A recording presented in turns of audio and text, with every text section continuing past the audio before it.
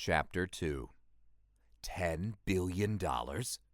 Charlie was shocked, his eyes wide open, his mouth wide agape. He knew that his grandfather was very wealthy, but back then he was too young to understand the concept of money. He only knew that the Wade family was one of the wealthiest families in East Cliff, and even the country, but he wasn't sure what his net worth was. Right now, he finally knew. If $10 billion were just pocket money, it meant that the entire Wade family had a net worth of more than $1 trillion. Frankly speaking, at this moment, he was slightly touched and swayed.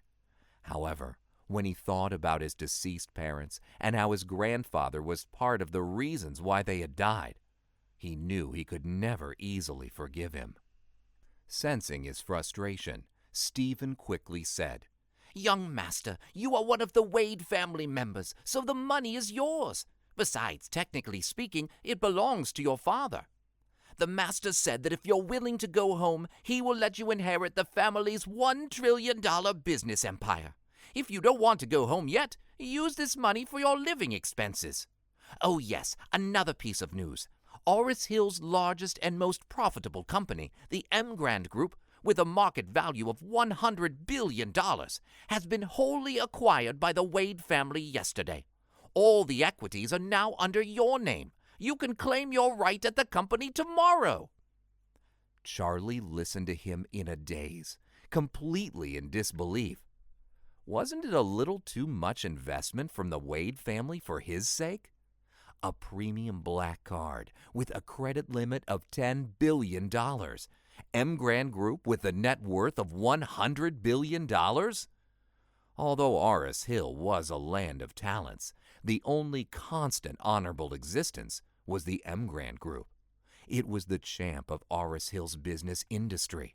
Any prominent and influential family had to bow before the Emgrand Group, including those families that humiliated him today.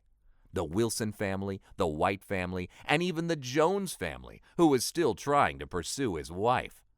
They were nothing but lowly servants in front of Emgrand Group. And this magnificent company was his now? Stephen handed him a business card and said, "Young master, you may need some time to calm down and think about it, so I'll excuse myself now. This is my card with my number on it. Please call me if you need anything." At that, Stephen turned and left. Charlie was still in a daze after he left.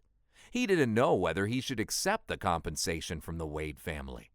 However, he recalled the past decade of misery and hardship and the humiliation he had experienced when he married Claire.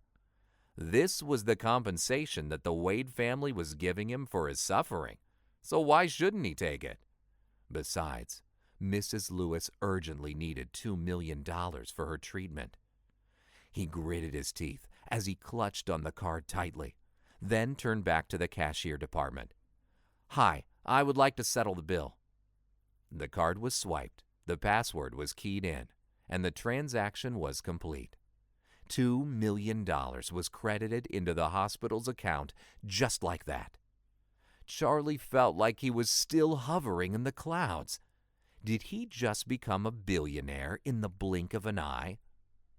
He went home in a trance. At this moment, the house was fueled with the wrath of fury.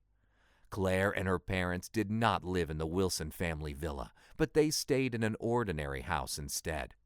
Since Claire married Charlie, and after Lord Wilson died, they were kicked out of the villa. Her mother-in-law was screaming in great dismay. "Charlie Wade, that loser. He's such an embarrassment. If you don't divorce him now, your grandma might kick you out of the Wilson Group." Claire said calmly, "If she does, I'll just find another job." "You—" her mother growled angrily. "What's so good about that loser anyway? Why can't you just divorce him and marry Wendell? If you marry Wendell Jones, our whole family can hold our head up high." Her father added, "Your mom's right. If you marry Wendell, our family will immediately become a precious treasure in the family. Your grandma will cherish you and pamper you every day." Claire uttered, "Just stop. I won't divorce Charlie." You! Both parents had wanted to keep on persuading Claire when Charlie pushed the door open and walked in. His in-laws gave him a dirty look when they saw him. His mother-in-law snorted in disgust. I thought you'd forgotten the way home, loser. Charlie sighed quietly inside his heart. His mother-in-law had always looked down on him. But what would she do if she were to know that he was now the owner of Emgrand Group and had $10 billion in cash? However, this was not the time to reveal his true identity. He had left the Wade family for a long time now. Who knew how was the family doing now? What if someone from the family targeted him if he exposed himself? Staying in the dark was the best option for now.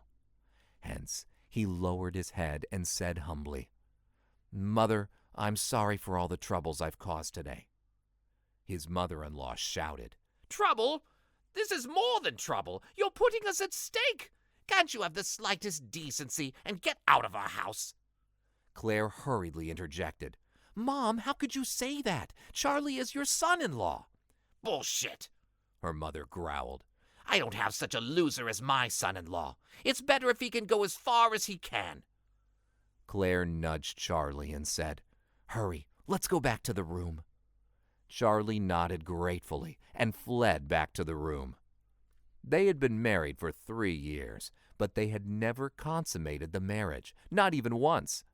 Claire slept in bed, while he slept on a floor at the side. Tonight, Charlie found it hard to fall asleep. What unfolded today was a real shock and consternation, and he had yet to digest it. Before going to bed, Claire said, "How is Mrs. Lewis doing? I have about $100,000 with me now. You can use it tomorrow." Charlie said, "It's okay. Someone paid her bill and transferred her to Heathcliff for treatment." "Really?" Claire exclaimed in awe. "Wow, so Mrs. Lewis will be fine then?" "Yes," Charlie said. "Mrs. Lewis has done good deeds throughout her life and helped so many people. Now someone is returning her favor." "Glad to hear that," Claire nodded with a smile. "You can have peace of mind now." "Yes." "I want to sleep now. That's a lot to handle in the company lately. I'm exhausted." "What's happening in the company?" "It's not doing very well lately. Grandma wants to collaborate with Emgrand, but Wilson Group is too weak as compared to their scale. They wouldn't even bat an eye at us." "Oh? Has there not been a collaboration between Wilson Group and Emgrand before?" Claire laughed sarcastically. "Of course not. What are we in the eyes of Emgrand? I bet we look like a speck of insignificant dust to them. Even Gerald's family, Wendy's fiancé's family, could barely scratch the tail of Emgrand's business empire. This is also why Grandma is eager for them to be married soon, so the White family can help our family build some connections with Emgrand." Charlie nodded knowingly. The Wilson family had used all the tricks up their sleeves to collaborate with Emgrand Group.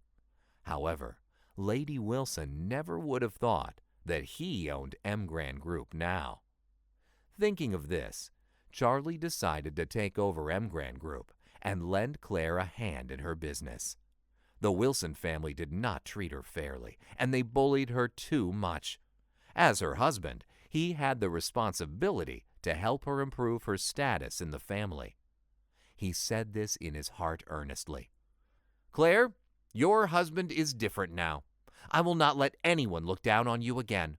I will make the entire Wilson family bow down to you."